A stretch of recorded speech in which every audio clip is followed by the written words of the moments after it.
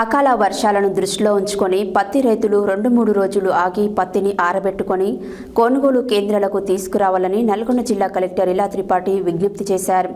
శుక్రవారం ఆమె నల్గొండ జిల్లా మున్గోడు మండల కేంద్రంలో కాటన్ కార్పొరేషన్ ఆఫ్ ఇండియా ఆధ్వర్యంలో బాలాజీ కాటన్ ఇండస్ట్రీలో ఏర్పాటు చేసిన పత్తి కొనుగోలు కేంద్రాన్ని జిల్లా కేంద్ర సహకార బ్యాంక్ అధ్యక్షులు కుంభం శ్రీనివాస్ రెడ్డితో కలిసి ప్రారంభించారు.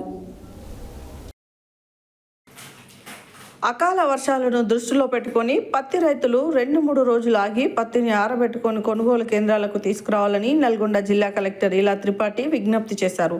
శుక్రవారం ఆమె నల్గొండ జిల్లా మున్గోడు మండల కేంద్రంలో కాటన్ కార్పొరేషన్ ఆఫ్ ఇండియా ఆధ్వర్యంలో బాలాజీ కాటన్ ఇండస్ట్రీస్లో ఏర్పాటు చేసిన పత్తి కొనుగోలు కేంద్రాన్ని జిల్లా కేంద్ర సహకార బ్యాంకు అధ్యక్షులు కుంభం శ్రీనివాస్ రెడ్డితో కలిసి ప్రారంభించారు.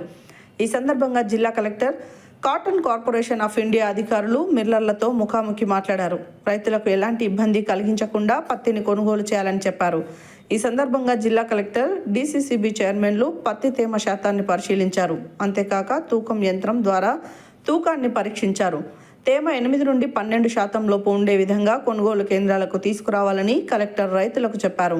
అనంతరం జిల్లా కలెక్టర్ మీడియా ప్రతినిధులతో మాట్లాడుతూ మునుగోడు పత్తి కొనుగోలు కేంద్రం అతి ముఖ్యమైనదని, L1 సెంటర్గా ఉన్న ఈ కేంద్రంలో గతంలో రైతులు ఇతర జిల్లాల నుండి పత్తిని తీసుకువచ్చేవారని, అప్పుడు జిల్లా రైతులు పత్తిని అమ్మడంలో ఇబ్బందులు ఎదుర్కొన్నారని, ఈ సంవత్సరం కాటన్ కార్పొరేషన్ ఆఫ్ ఇండియా కొత్తగా కిసాన్ కపాస్ యాప్ను ఏర్పాటు చేసిందని, ఈ యాప్ ద్వారా ముందుగా స్లాట్ బుక్ చేసుకున్న రైతుల పత్తి సరైన తేమ శాతంతో నాణ్యత ప్రమాణాలతో ఉంటే అదే రోజు కొనుగోలు చేయడం జరుగుతుందని ఆమె తెలిపారు.